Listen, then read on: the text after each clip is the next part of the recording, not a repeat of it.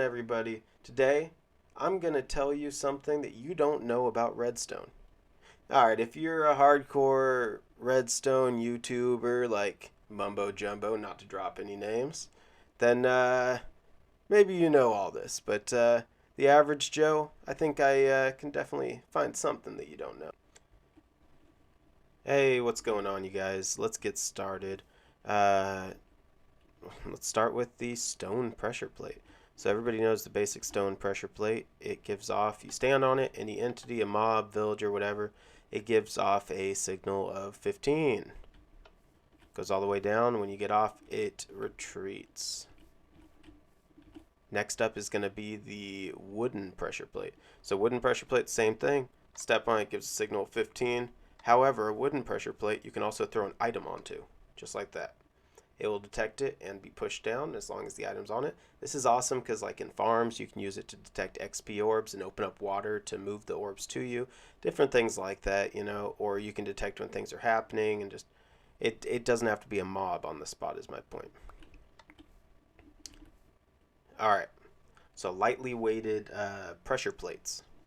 Lightly weighted pressure plates they're interesting. So every thing that's on it gives it a signal of one more. Come on. There it is.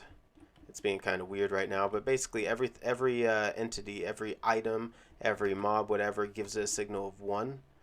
So, I mean, all the way up to 15. So 15 plus items on there, and you have a full signal.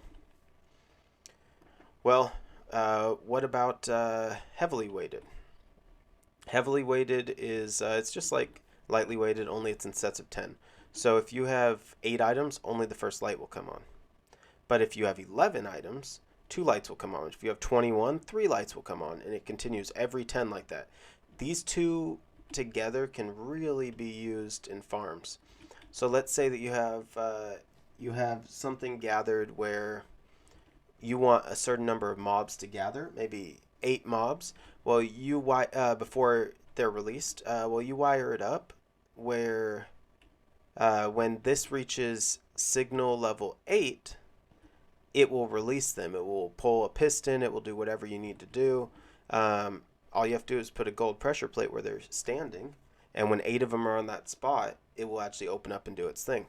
You can do the same thing in mass with this heavily weighted one. So this, if you need 80, for instance, it's the same type of thing, the 8th spot, or you need 120, you do the 12th spot, and when you get that much, it will open up, it will power it. So redstone torches. Do you know they allow you to run a circuit vertical? I know some people know this, but yeah, you can go straight up with it. You put down a torch, block, torch, basically this torch ignites this block, which ignites that, and so on, off, all the way up. And let me flip this lever. There we go. Look, the power runs straight up, and they repeat. So it's off, on, off, on. If I turn on the power, it reverses them, because now we have a signal going through. Easy as that. Really cool, really efficient. It cuts down on a lot of space in my builds. Alright, so check it out. Tons of containers give off a redstone signal when they're combined with a comparator. Man, this comparator, a lot of people don't understand it, and I'll get to that later in the video, but it is just a godsend. It's incredible when it comes to redstone building, and it's really important that you understand it. Let's start with a chest. So a chest, based off how many items are in, actually gives off a stronger signal. It's something like somewhere around 120 to 125 items. Every set of that, so like every 122 or so, it actually gives one stronger signal. So if you look on the left side of my screen here, or just go ahead and look down, I'm going to go ahead and pull out 2 stacks and watch it drop. There you go. Throw them back in, and it's stronger again. Easy as that. So these are kind of nice because if you have something that you use a lot, let's say you have your food chest or you have a cobblestone chest, you can actually have a full empty meter without having to open the chest. You could have this on the wall behind it, and it drops down when it starts to get low. I'm thinking about implementing these at some of my farms so I could do a quick flyby and see how full the farm is. All right, this one's one of my favorites. It's just mind-boggling. It's so interesting. So everybody knows a jukebox. If you stick a comparator behind it, it gives off a signal based off the song. So if I take far and I stick that in there, which by the way, far is my personal favorite, it looks like it gives off a signal of 5. Well, pop that out. Nope, don't want to scratch the record. What about if I put pig step? Yeah, pig step in. That gives off a signal of 13. That's much stronger. Every song is different, so you can kind of experiment and just see what they do. But it's kind of fun to mess with. Put that away. Alright, check it out. You take water, you stick it in a cauldron. What do you get? As long as you have a comparator behind it, you get a charge of 3. Look at that. Here's the really cool part. Right now, all we have is the charge of 3. That's whatever. But once 1.17 comes out here in what, 6 months, 7 months, something like that, we're going to have a couple changes to the cauldron. We're going to be able to put a bucket of lava into it. If we have lava in there, we are going to get a charge of 1. If we have powdered snow that we put in there, powdered snow, you can actually layer it. So you can put up to 3 layers of powdered snow and pull them out 1 layer at a time. And this will actually change based off how many layers are in there. So if you have 1 layer, you'll get a charge of 1. 2 layers, you'll get a charge of 2. And the full 3 layers, you'll get a full charge of 3, just like you would water. Easy as that. So the cauldron's interesting. Unfortunately, it doesn't get above 3. All right, next up is the furnace. So the furnace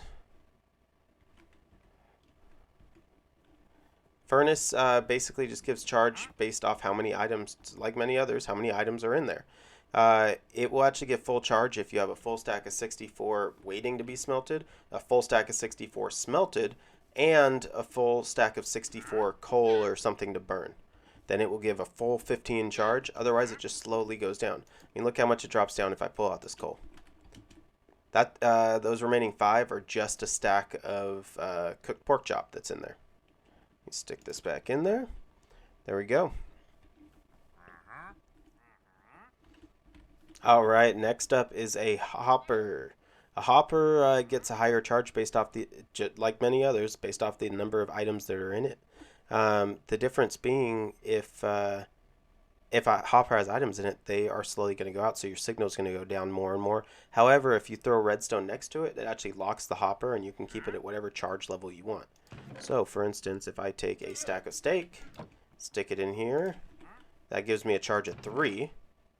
If I take a stack of chests and stick it in here as well, now I'm up to 5. So 2 full stacks would have gotten me 6. If I want the full 15, I need all 5 stacks completely full in the hopper. A really cool one, other than this, is actually going to be a end portal frame. So an end portal frame, it's not easy to undo because you can't pop the eye out, but it gives nothing with the comparator behind it until you put the Eye of Ender in. As soon as you do, bam, just like that, you get full charge. So that's really interesting. I guess it really just shows off how powerful the end portal is. All right, next up is gonna have to be a Lectern. This one's interesting. So with a Lectern, you actually can put a book on here, and based off what page it's in, it will change the charge. See, as I change the pages, the charge level changes. Would you guys leave me alone? I'm trying to make a video here. Get out of here. I'm not afraid to kill you. You too. Alright, so as I was saying, based off the page, you get a different charge. All the way up to the maximum of 15.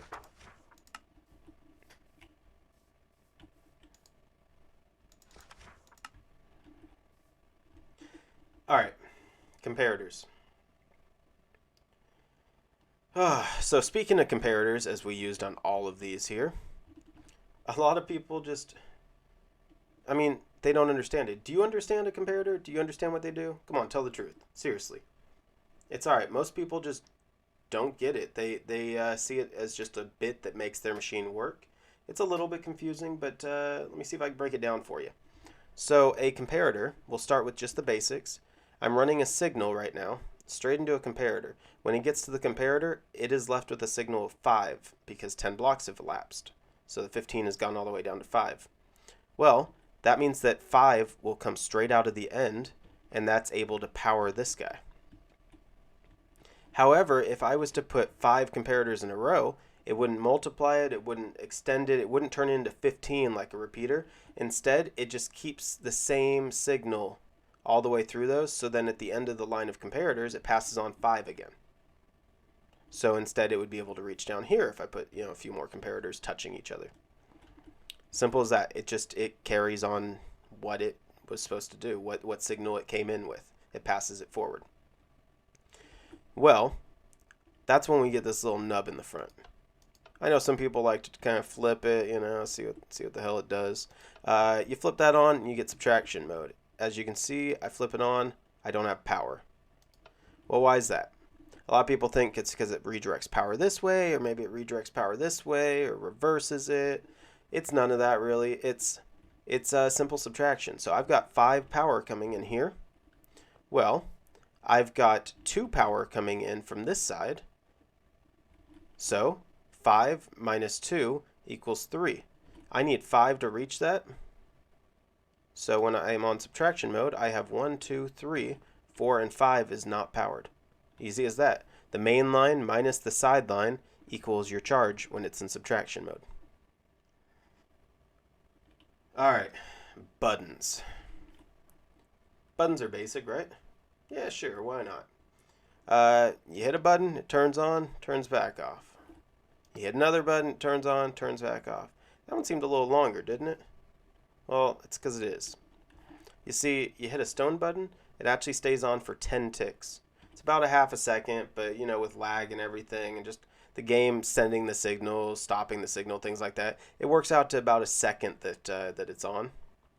And a wood button actually, it will stay on for a signal of 15 ticks.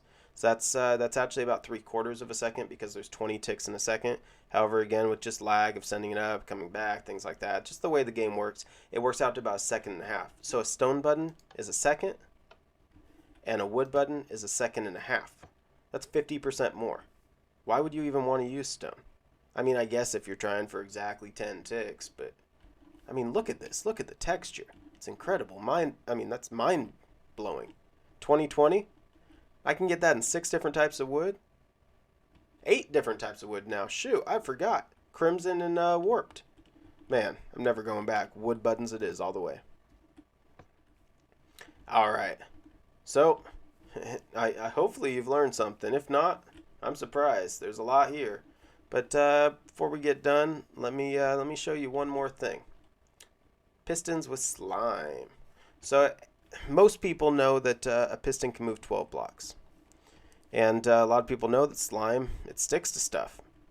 If I hit this button, it will actually raise up all of these slime blocks in a row, and it will move whole blocks that are attached to it, slabs, it'll move glass blocks, all kinds of stuff. Watch, I'm going to hit it, and they will all go up with it. Oh, well, what happened over here? Well, a lot of people know about that type of stuff. They know if you put an immovable block like obsidian next to slime, it's not going to move. It stays put. As well as honey block, too. Honey blocks, they don't move. But this one, I was surprised, man. I just actually learned this last week, which surprised me because I've been playing this game for a decade. I like to consider myself a veteran at times. I beat the Ender Dragon years ago. I've faced the Wither. I've done all this. I've made a base. I've made my castle, made my drawbridge, made my moat, all that type of stuff. And somehow I just now learned that if you put glazed terracotta, any color of it, next to slime, it doesn't move. Look at this. It blew my mind. I could do this all day. Man. Well, anyway, I hope you guys learned something today. Before you take off, come check out my house. I think it's pretty cool. All right, so I figured I'd show you guys how to use a couple of these builds, just how to implement them. Here's my house. It's a nice little house. Got it for a steal, when the market was down. Got my bushes out front, nicely trimmed. It's been raining a lot, so I got a little bit of moss. No big deal. All right, come on in. Basic house. Somebody looks in chest, goes, "Ah, sweet, pig step." You know they're gonna steal that. Well, what else is there? I guess there's a bucket I can take. I can steal this guy's water. Oh, look at that. Opens up a secret door. Nobody would have known that was there. Nobody messes with a cauldron. I mean, come on. Tell me the truth. How many times have you walked into somebody's base or into anywhere that you see a cauldron and you go, huh, I should mess with that. I'm going to put water in it. No, I'm going to take water out. Nobody cares about a cauldron. In all reality, for the most part, it's a useless block. So nobody's going to touch it, and they're not going to know that that's powering your door. Well, that's not it. I've also got this guy. 64 coal in here. Anybody would walk up, go, ah, man, nothing smelted. They ain't going to take the coal. Well, what about if I pull it out? Bam. Secret entrance. I guess I should probably close this up. I'll leave it. Nobody's coming right now. Got all my best stuff down here. Got my emeralds, my netherite, my diamonds. You know how it is. Especially if you're creative. Well, let's say somebody's coming. I got to make a run. I already closed up my other door. I can flip this guy up. Close it behind me. Now all my good stuff is sealed away. Just like that. Bam. Looks like a normal house. Nobody's ever going to mess with this. Alright. Well, until next time, you guys, man. This has been fun. Hope you learned something. Zobua Gaming. I'm out.